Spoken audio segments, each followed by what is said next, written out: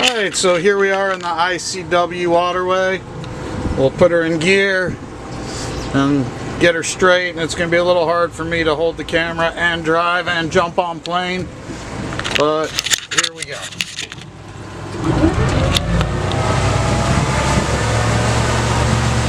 And we're up on plane and we're running good.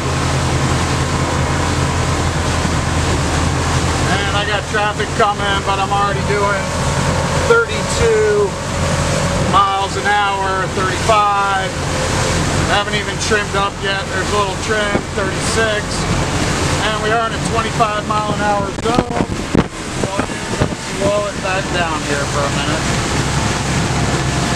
So I'm only doing 27 now. But the boat feels solid, runs good. Everything seems normal on my gauges. Very happy. Come and get it.